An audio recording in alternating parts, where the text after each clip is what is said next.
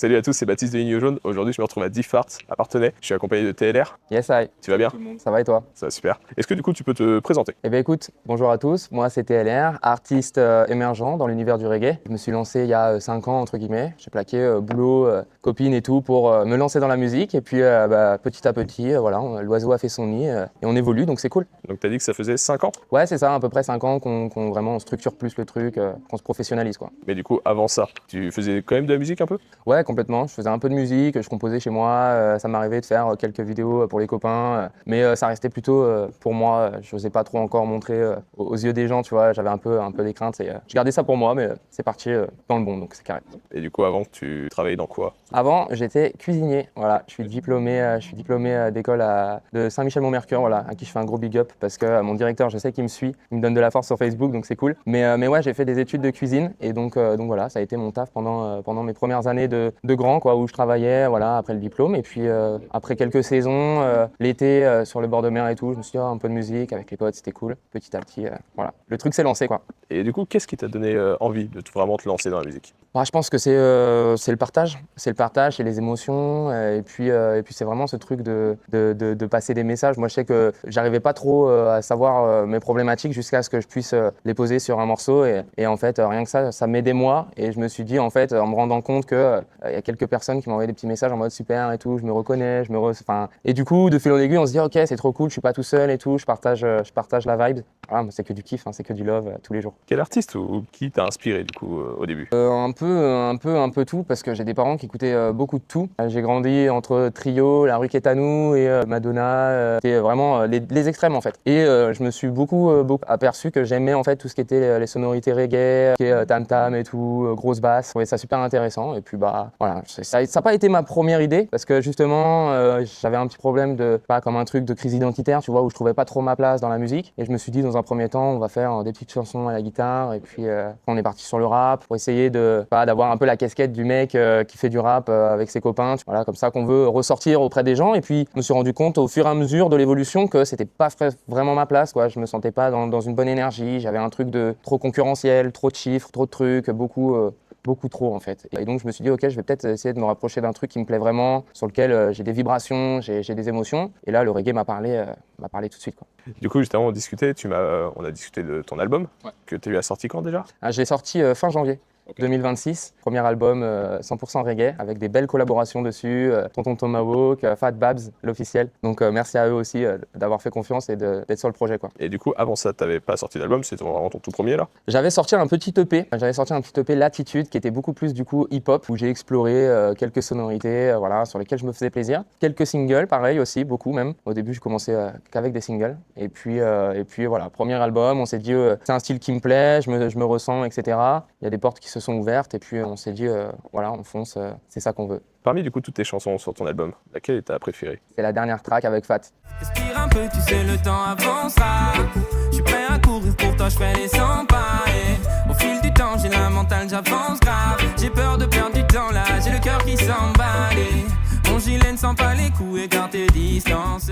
Parce que l'histoire est trop folle, c'est un morceau qui n'était pas du tout prévu sur l'album. Puis en fait, on s'est rencontrés dans cette salle, ici même, à Diffart, à Parthenay. Appelé un soir en me disant mec, t'es à côté, passe, on joue. C'est le moment, tu prends le mic et tu fais un son comme ça avec nous pour la vibe. Et du coup, bon bah voilà, ça s'est passé comme ça. J'ai pris la route, on s'est rendu à Parthenay, on a connecté direct avec Fat. Et puis je suis monté sur scène 20 minutes après, alors qu'on se connaissait pas. Il y a un truc qui s'est créé, c'était mortel. Et puis du coup, en repartant, je lui ai dit n'hésite pas à m'envoyer 2-3 prods si t'as, parce que voilà quoi, ça me ferait trop plaisir. Et puis bah il a fait ce qu'il m'avait dit, il m'a envoyé une petite prod, gros coup de cœur. En à peine 1 heure, le morceau a été écrit. Puis bah voilà quoi, en fait l'histoire s'est faite comme ça. Premier morceau, il m'a invité sur un de ses redeems par la suite. Et puis c'est génial, on partage du kiff. Donc je dirais j'avance de Fat Bad et moi-même, c'était top.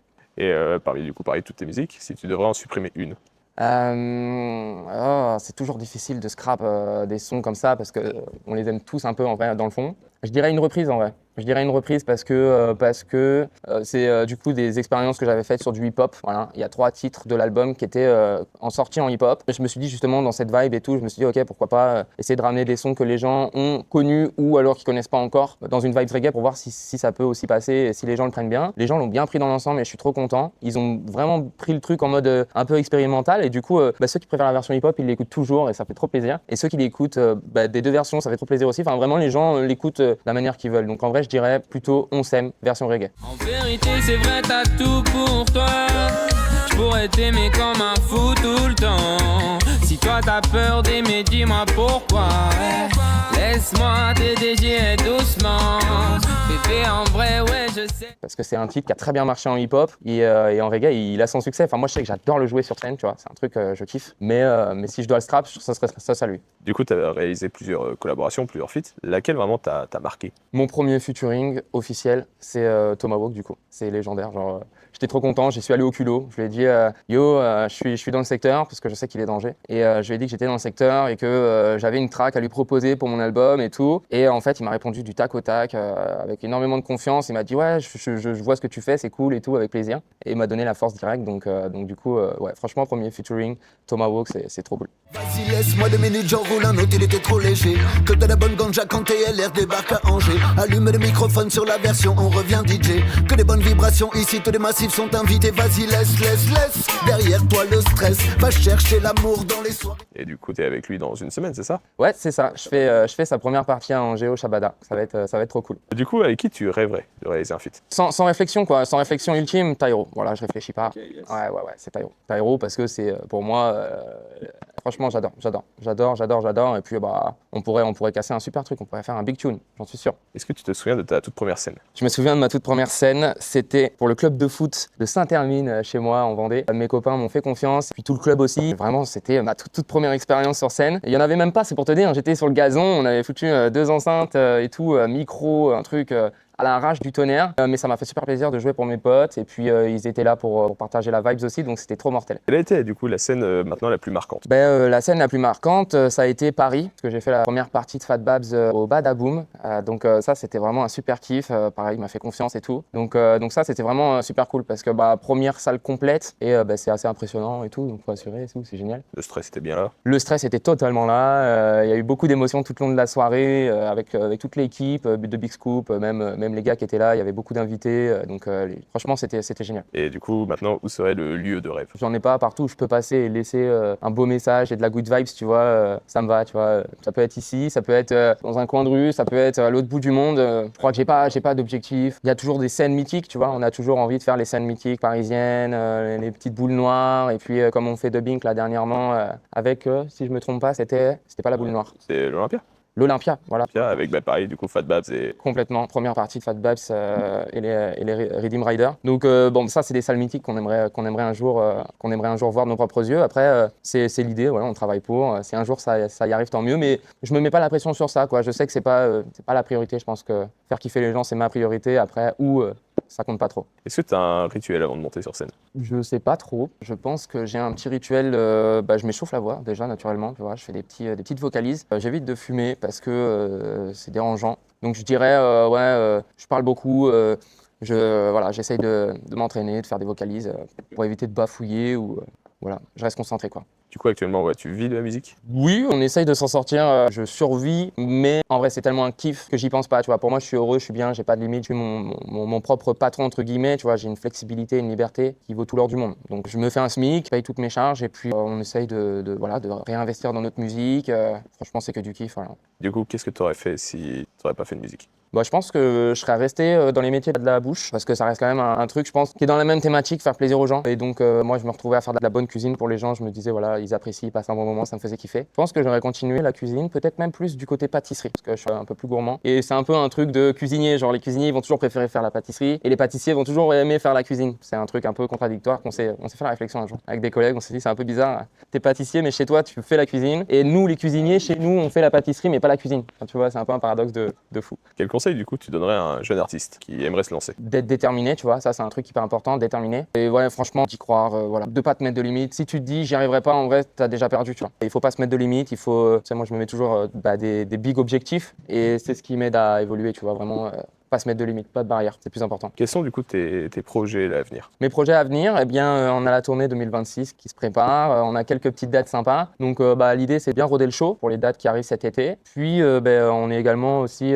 dans un truc de composition. J'ai rencontré quelques beatmakers super sympas, des compositeurs cool. Donc du coup l'idée c'est de retravailler quelques morceaux, sortir 1 ou 2 singles peut-être, je te lâche une info, là, une exclue. C'est de sortir quelques singles pour cet été. Et puis ensuite faire le spectacle et enchaîner sur peut-être un autre album, on verra. En tout cas on a pas mal de sessions studio à faire. Et pareil, du coup, juste avant, on parlait de ton merch. Donc là, le merch va sortir. Ouais, on a tout enfin reçu. Donc ça, c'est parfait. On a reçu tout le merchandising. Du coup, pour le nouvel album, donc on a déjà notre site internet, le tlrclub.com, sur lequel on peut retrouver la première collection, Summer. Et là, on a refait une collection exclusive pour l'album, d'un bout à l'autre. Voilà, avec les matières super nobles, des t-shirts 100% coton, etc. Tu vois, essayer d'être un maximum respectueux de l'environnement. Donc on est super content. Il y aura une gamme de pulls, t-shirts, des petites chaussettes que j'ai brodées, que j'ai moi-même cousu, tu vois, les étiquettes et tout. J'ai mis vraiment beaucoup de cœur à faire ça.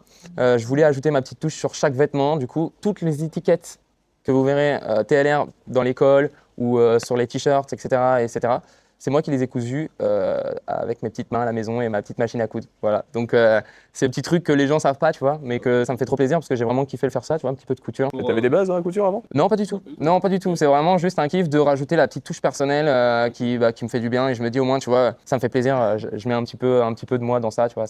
Donc c'est trop cool. Quel artiste tu me recommanderais d'interviewer? En vrai, j'ai un big truc, mais j'aurais dit Manu Chao. Manu Chao, parce qu'en vrai, j'ai cette sensation qu'il est hyper accessible en fait. C'est un vrai humain. Et donc en vrai, si une fois tu as l'occasion de passer sur une de ces dates et on a la chance de le voir par chez nous parce qu'il fait des tournées partout dans le monde. Mais s'il passe par chez nous, je pense qu'en vrai de vrai, si tu t'y prends bien l'avance et tout, il y a moyen que tu puisses négocier un petit truc comme ça. Ils sont super cool. Est-ce que tu as un dernier mot à dire? Bah écoute, merci à toi pour ta confiance, pour l'intérêt que tu portes au projet, ça fait plaisir. Et puis, big up à toute la Super Mif. N'hésitez pas à checker ce petit contenu, à vous abonner au frérot sur sa petite chaîne indépendante. Et puis on se dit à très très vite sur la tournée 2026-2027, je l'espère. Et voilà, que du love. Donc ma demoiselle est rentrée un peu plus tôt. Ma demoiselle est belle quand elle est dans sa jolie robe. Elle mérite un homme qui la respecte, c'est le minimum. Elle a pas besoin de ton aide, elle t'apprécie comme Respire un peu, tu sais le temps avancera. Je suis prêt à courir pour toi, je fais les 100 pas. Et au fil du temps, j'ai la mentale, j'avance grave. J'ai peur de perdre du temps là, j'ai le cœur qui s'en bat.